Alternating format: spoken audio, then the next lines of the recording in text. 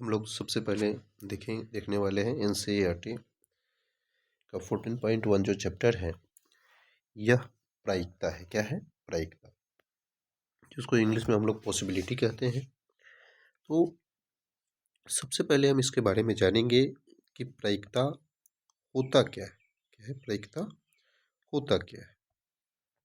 जब प्रायिकता के बारे में हम लोग जानने का प्रयास करेंगे तो इसको हम लोग लिखते हैं पी ई से। किसी से? पी ई से। तो प्रायिकता का सूत्र होता है संभव परिणाम। क्या होता है? संभव परिणाम बटा कुल परिणाम। क्या होगा? कुल परिणाम। संभव परिणाम बटा कुल परिणाम। तो यह जो है आपका सूत्र है। एक बात याद रखिएगा और कि प्रायिकता पॉसिबिलिटी जो है वह एक से अधिक नहीं हो सकती है और जीरो से कम नहीं हो सकता है। क्या होगा? जीरो से कम नहीं हो सकता है। इस बात को भी ध्यान रखिएगा। अब प्रायिकता का अधिकतम मान क्या होगा? अधिकतम मान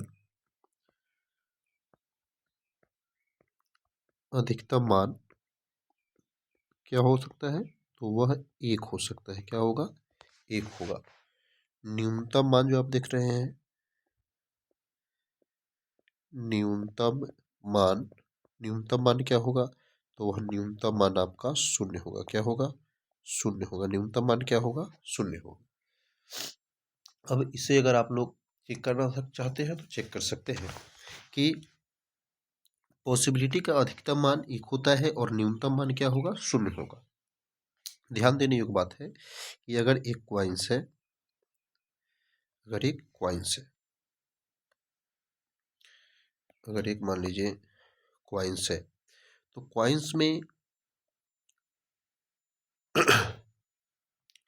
क्वाइंस में हेड और टेल दो पार्ट्स होते हैं। हेड और टेल्स दो पार्ट्स होते हैं। तो अगर इसे जब हम उछालेंगे तो हेड आने की प्रायिकता आप लोग को पता है कि हेड आने की प्रायिकता क्या हो सकती है? तो 1/2। क्या होगा? 1/2। टेल आने की जो प्रायिकता है वह क्या हो सकता है? तो 1/2। तो अगर इसको हम लोग E1 और इसको E2 से सूचित कर रहे हैं तो हम लोग इसको निकालेंगे, यानी कि PE1 प्लस PE2। ठीक है। तो PE1 1/2 प्लस PE2 1/2। 2 का LCM है 2, 1 प्लस 1 कितना हो जाएगा? 2/2। कैंसिल होने के बाद में क्या आएगा? 1। क्या आएगा? 1। तो क्या होगा? 1 आया। क्या आया? 1। तो अधिकतम मान कितना आएगा? 1 आएगा। अधिकतम मान कितना आएगा? 1 आएगा। ठीक है। आप जब यह समझ गए तो अब याद रखना है एक और बात कि यहाँ से एक यह फॉर्म आ सकता है, इसे हम लोग नोट कर सकते हैं। P पॉसिबिलिटी फर्स्ट या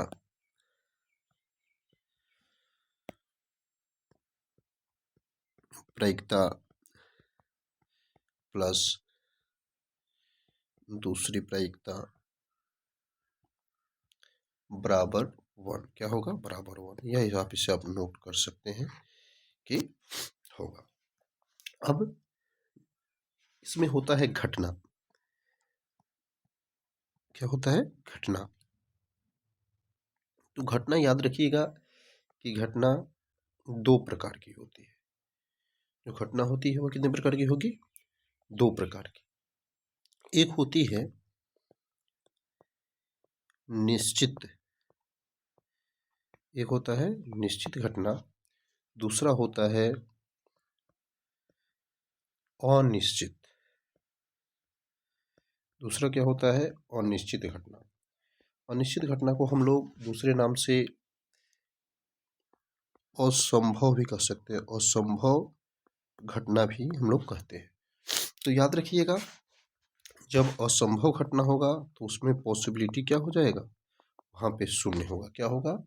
शून्य होगा। जब निश्चित कोई भी घटना होगा तो वहाँ पे पॉसिबिलिटी क्या होगा? 1 होगा।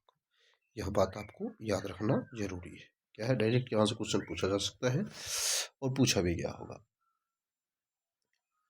अब हम लोग कोई भी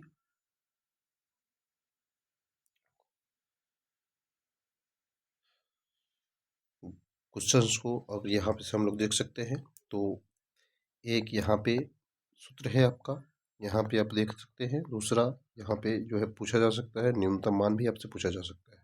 ठीक है। उसके बाद घटना में क्या निश्चित है और क्या अनिश्चित है, इसके बारे में भी आपसे पूछा जा सकता है। ठीक है। तो अब एक बात याद रखिए, और एक बात यहाँ पे कर लीजिए अभी, कि आप लोग पासा के बारे में जानते होंगे। क्या जानते होंगे? पासा के बारे में। पासा जब देखते होंगे, इसको हम लोग क्या बोल सकते हैं? इसे पासा क्या बोलते हैं? पासा।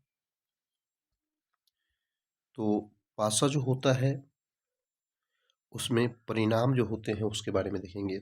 1, 2, 3, 4, 5 और 6, यानी कि जिसको हम लोग लूडो छक्का जो बोलते हैं, उसमें 6 भाग होते हैं। कितने भाग होते हैं? 6 भाग। तो अगर कुल परिणाम इसमें हम लोग जाने, कुल परिणाम कितना होता है? तो कुल परिणाम होता है 6, यानी कि 1, 2, 3, 4, 5, 6। कितने परिणाम हुए? 6। तो कुल परिणाम 6। अब यहाँ पे पूछा जाता है कि सम संख्या कितना है, विषम संख्या कितना है, भाज्य संख्या कितना है, अभाज्य संख्या कितना है। तो यहाँ पे नोट करेंगे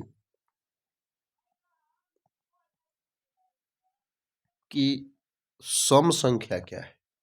तो सम संख्या तो यहाँ पे 2 है, 4 है और 6 है।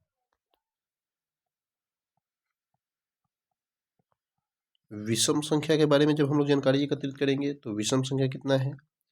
तो विषम संख्या 1 है, 3 है और 5 है। क्या है? 1 है, 3 है और 5 है। भाज्य के बारे में देखेंगे, भाज्य संख्या, तो भाज्य संख्या कितना है? तो 4 है और 6 है। कितना है? 4 है और 6। अभाज्य का जब हम लोग बात करेंगे कि अभाज्य संख्या के बारे में, तो अभाज्य संख्या कितना है? तो 2 है, 3 है और 5 है। क्या है? 2 है, 3 है और 5 है। ठीक है। 2 है, 3 है और 5 है। चलिए, दूसरा यहाँ पे हम लोग एक और बात डिस्कस कर लेते हैं कि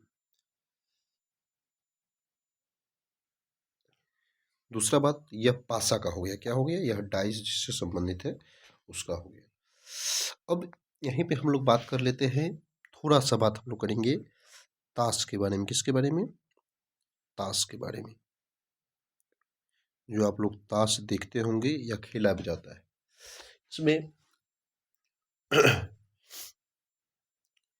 पत्तों की संख्या कुल 52 होती है। कितनी होती है? 52 होती है।